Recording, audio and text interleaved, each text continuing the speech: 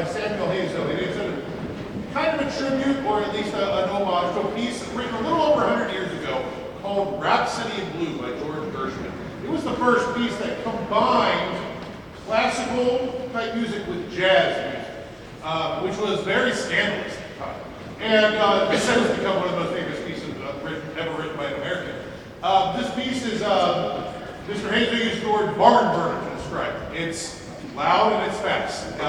There's a lot of tributes to the number 7. I won't try to explain them all, but like sometimes it's how many notes are in a measure, sometimes it's a certain type of chord, sometimes it's the meter, but all sorts of tributes to the number 7, which he said after he wrote, realized George Gershwin, the initial Gigi, which is the 7th letter of the alphabet, which he didn't do on purpose, but he thought was pretty cool. So this is Samuel Hazo's 7th.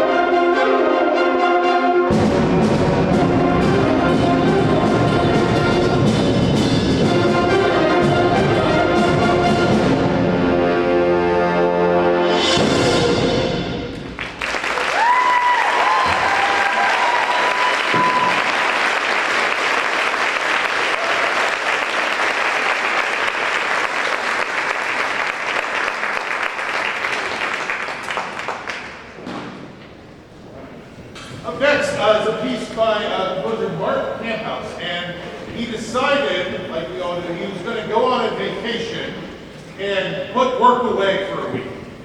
And not do any work at all. He was going to spend time with his family and just go to that. And then he went out to Yosemite and looked around like, I need to write a piece of music about this. And so much for the work-life balance there. So he wrote a piece that's meant to basically just convey the beauty and sometimes the activity, a lot of the excitement, along with Yosemite. A music story, at least to me, is he actually went to Yosemite in June, but he thought Yosemite summer was just a lame title. So he thought Yosemite autumn sounded better, so he went. So this is Mark Camphouse's Yosemite Autumn.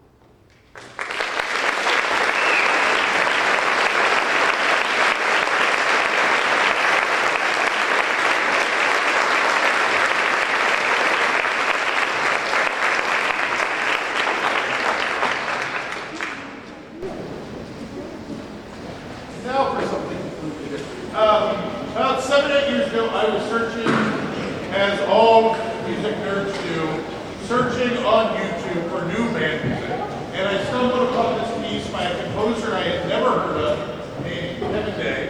I then learned at the time he was about 22 years old when he wrote this piece, and I felt very inferior about my own life.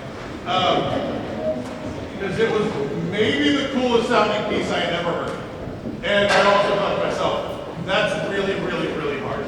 That's probably for college bands. But then time went on, and I eventually bought it, and we programmed it.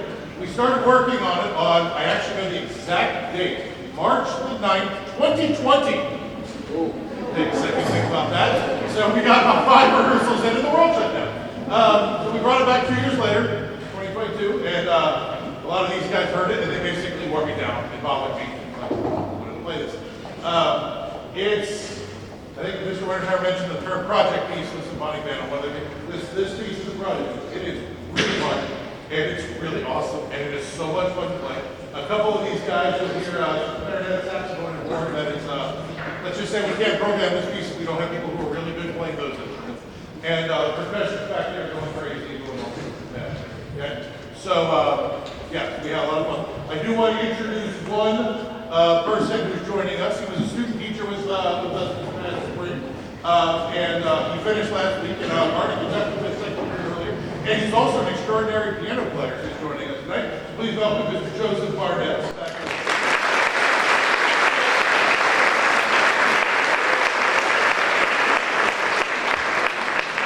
So we hope you enjoy hearing this one as much as we enjoyed putting it together for you. This is Kevin Day's Havana.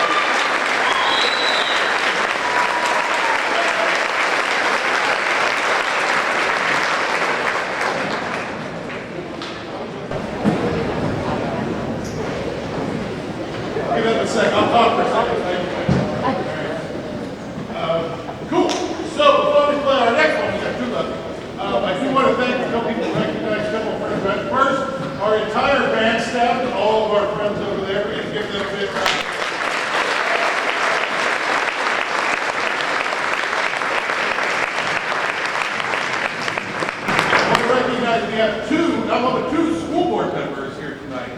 Miss Ann Neese and Miss Nyla Getter.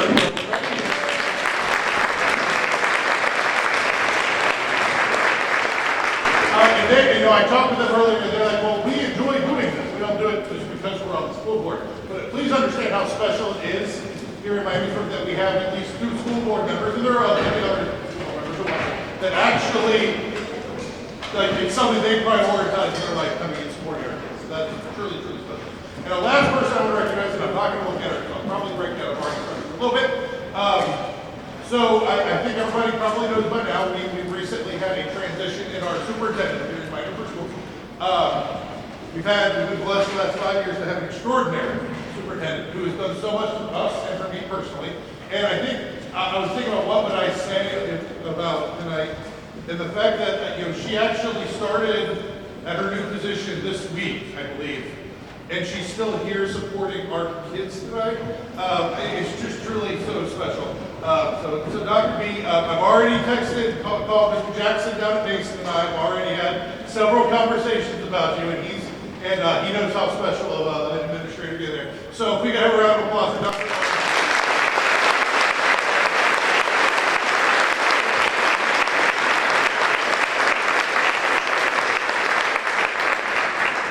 So our next piece is very special to me personally and to our program. Song for Lyndsay. First off, we always have to preface it. Lyndsay is very much alive. All right, this is not a piece for anyone who has died. All right. Andrew Boysen Jr. simply wrote a really pretty piece of music for his wife, and it's maybe the prettiest piece. It's literally my favorite piece ever written for a concert band. We did it for the very first time. Why it means a lot to me. The very first time we ever performed this was the first concert we played after my wife had our first child. So I dedicated that to her. And then we programmed it in our marching band show back in 2012, a show we called Eye of the Storm, which was the first time in my career that we had ever made a BOA regional final. We actually made two that year.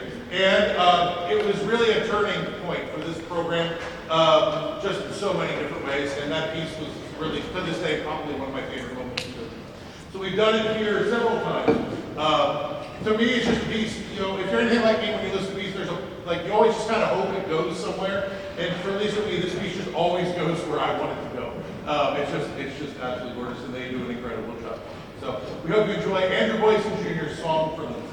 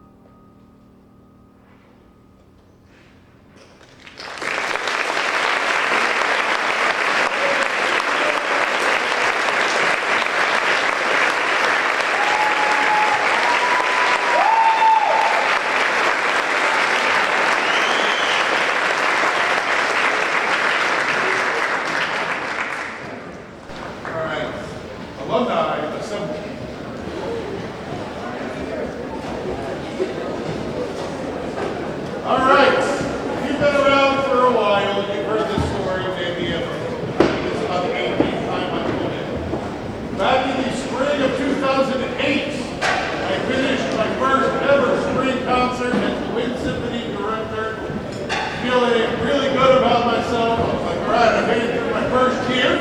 My favorite guest, my favorite audience attendee who's with us tonight, my mom, who's here tonight. Give a round of applause.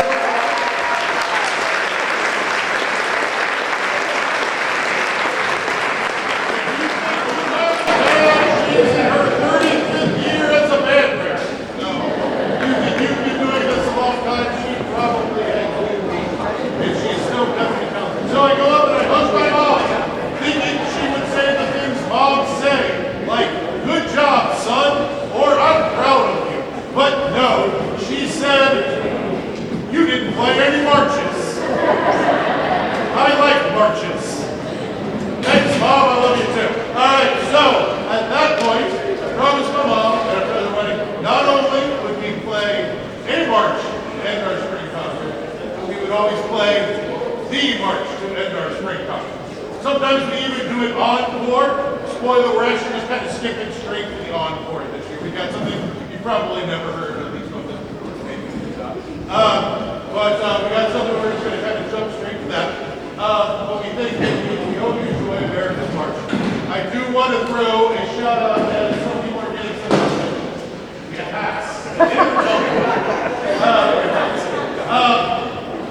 And I'll save most of my crying for next Thursday at our award night. But for our class of 2025 friends, the last time, so I told these guys, most of these guys have heard me say this. Class of 2025, when they started in this program, when there was 8th or 9th grade, most of them, we were at 6-foot spacing, we were wearing masks, and we were taking their temperature every single day. And somehow, they stuck through it, and they are still here. And we owe them a debt of gratitude. I can't even tell you how much you've meant to me, us, and not only, I mean, just an incredibly great, amazing group of musicians, but even a greater group of humans, and if I look at a few of them all again. Right. Thank you guys, and it's my honor to have one final chance to conduct it. So, please enjoy the hats and various other things, and alumni and all sorts of things. John Phillips is the Sergeant Stripes.